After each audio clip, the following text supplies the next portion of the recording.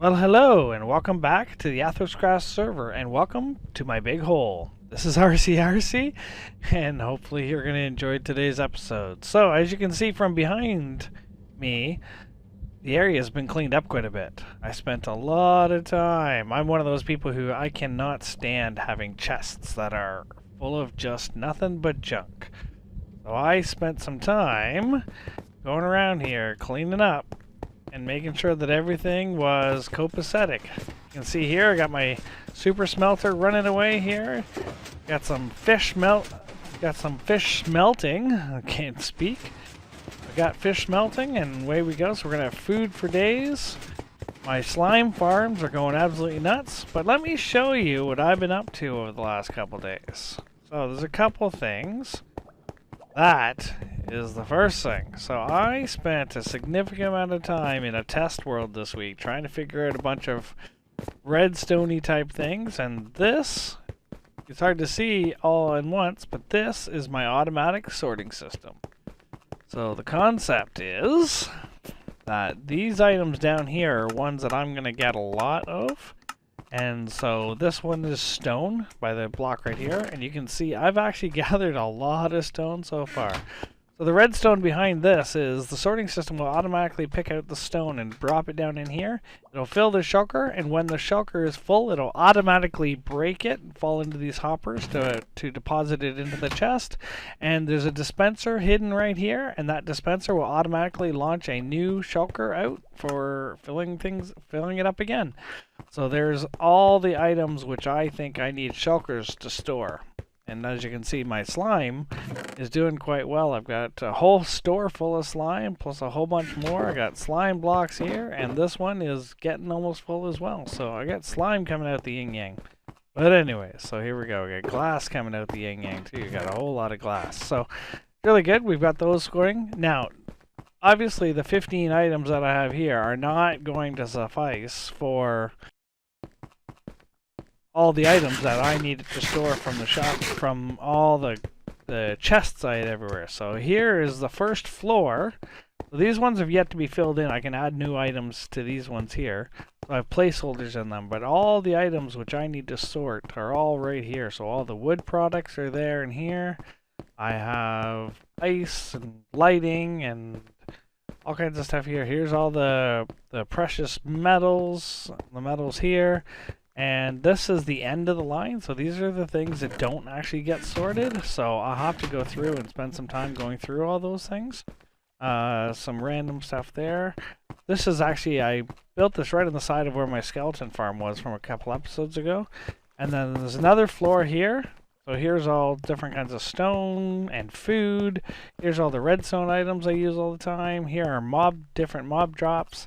Here's the 16 different colors of glass, 16 different colors of terracotta, 16 different colors of wool, and obviously the concrete as well. So what happens here is all of these items are sorted automatically and I don't need to do any work. There's a lot of hoppers. I went through a whole lot of iron doing this.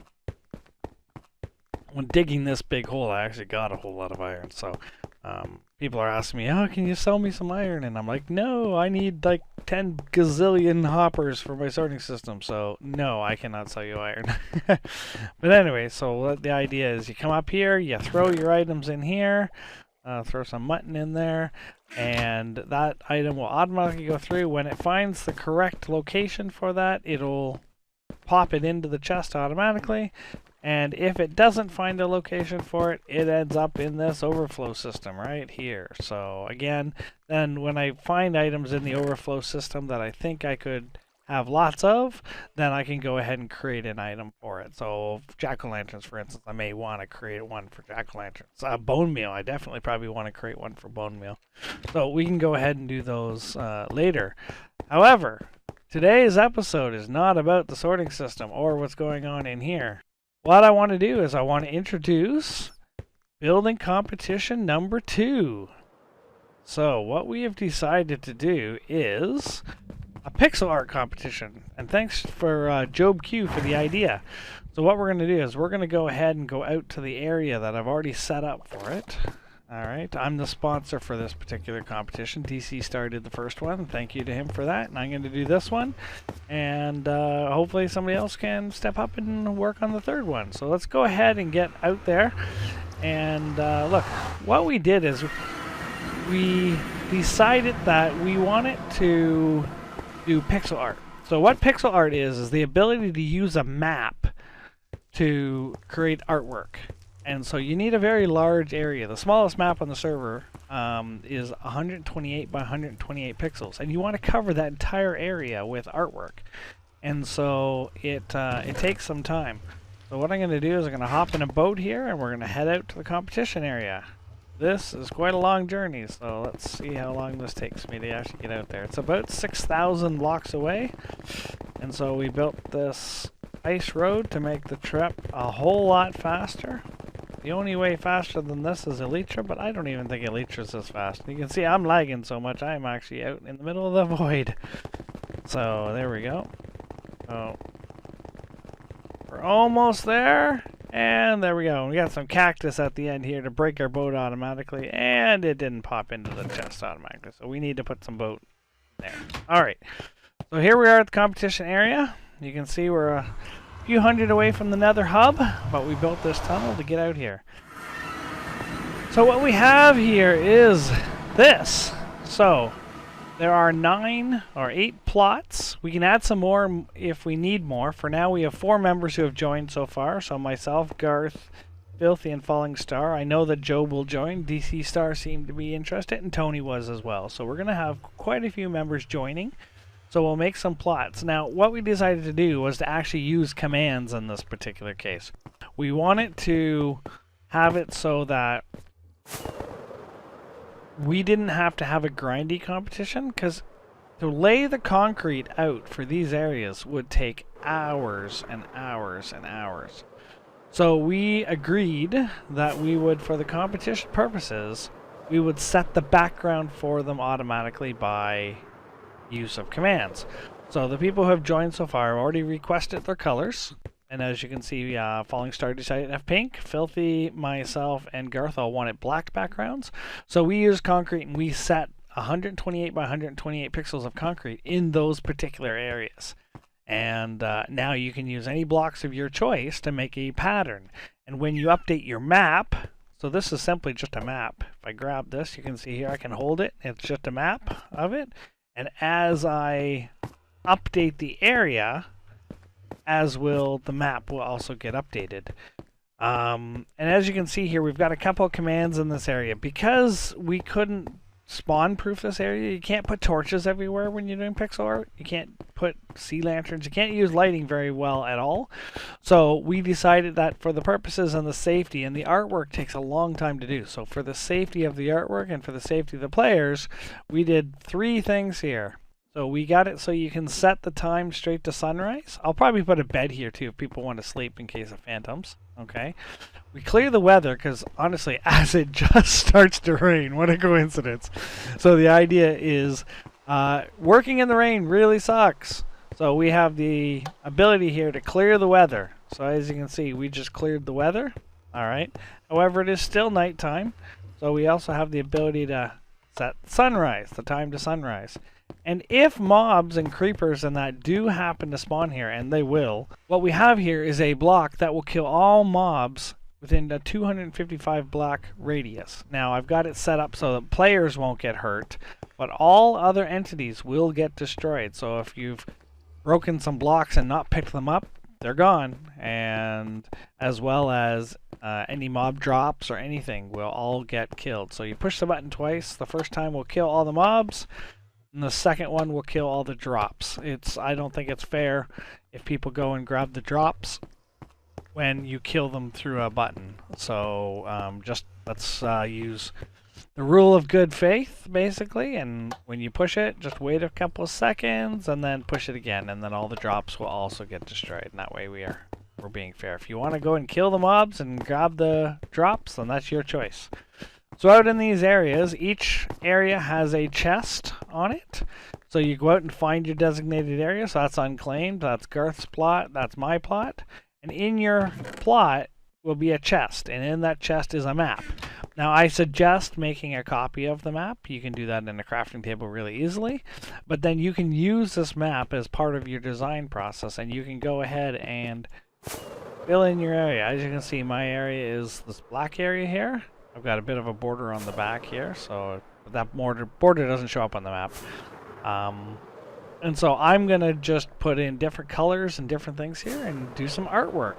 And at the end of the artwork, my map will be a piece of art. And that map can then be placed in an item frame anywhere on the server and can serve as artwork wherever we go. So instead of using the built-in paintings and things like that that come in it, honestly, I don't want Donkey Kong on my wall in my place, so I can make my own artwork. And at this point, because we have 8 or more people going to be making artwork, we might actually even be able to sell our artwork and those kind of things. So I think this is good.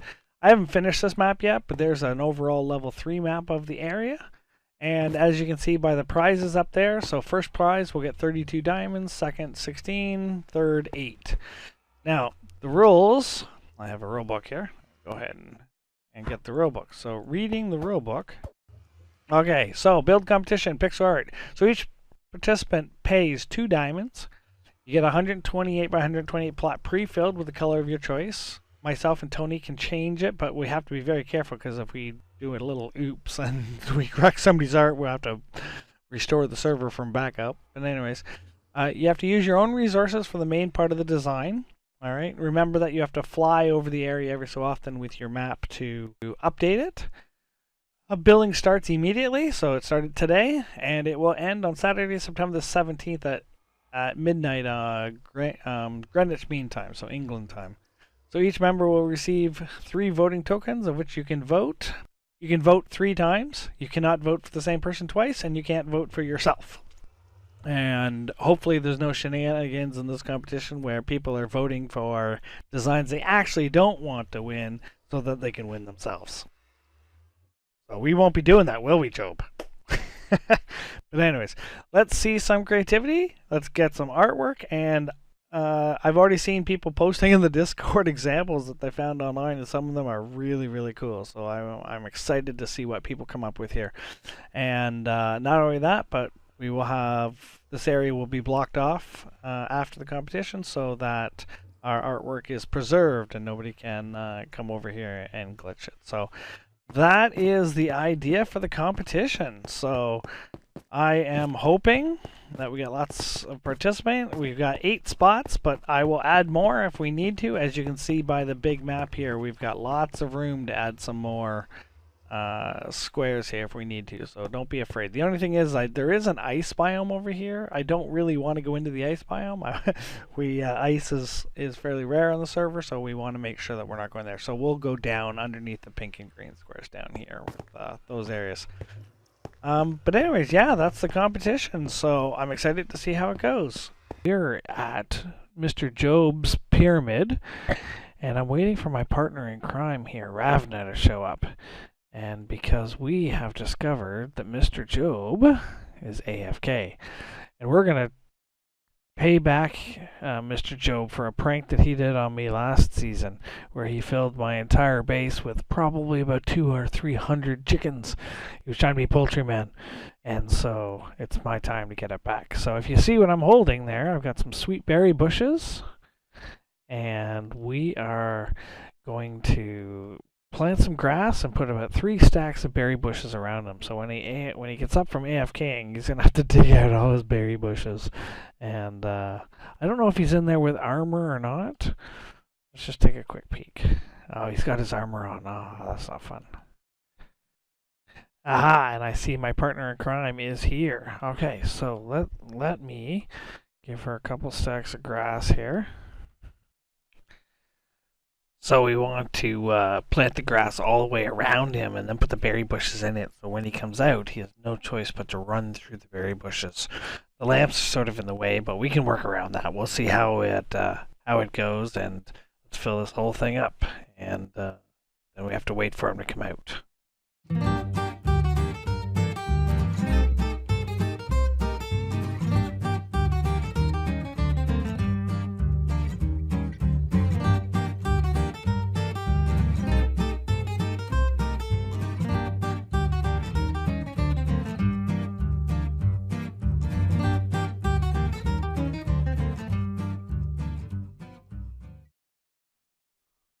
So for those of you who are wondering what this pyramid is, this is Job's build, and every one of these obsidian things are huge portals, and so they're max portals, and so Job has the ability here to produce a whole lot of gold in a short amount of time. And so he's all about the gold. We call him Gold Member. But yeah, no, he's all about the gold. So.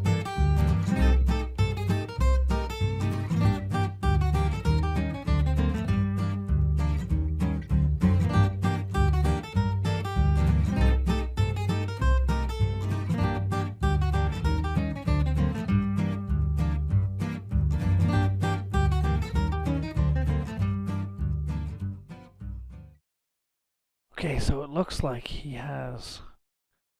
Has he woken up? No, he hasn't woken up yet. So we are going to sit here and we are going to be very, very quiet and we are going to wait. We are going to wait for him to wake up and come back on. So we're just going to wait. And wait. And wait.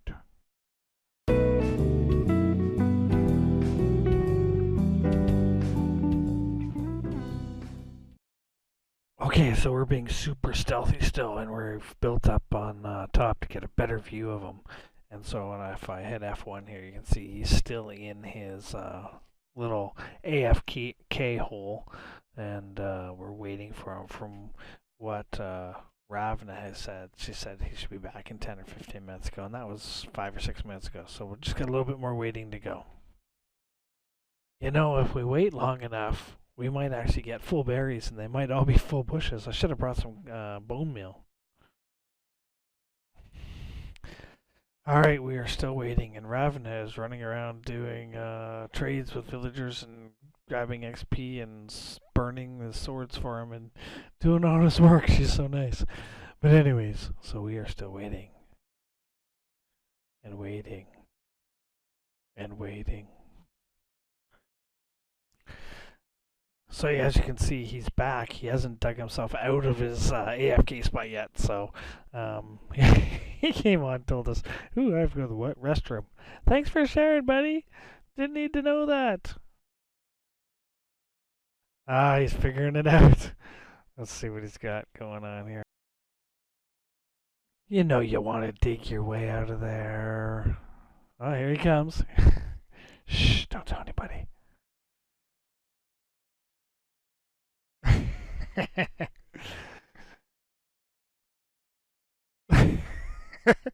Hey, buddy. Ah, too bad you had your equipment on you. You're supposed to take all your stuff off when you AFK, so in case you die, you don't lose it. Ah, you're cheating! You're cheating! You're cheating! Ah, damn.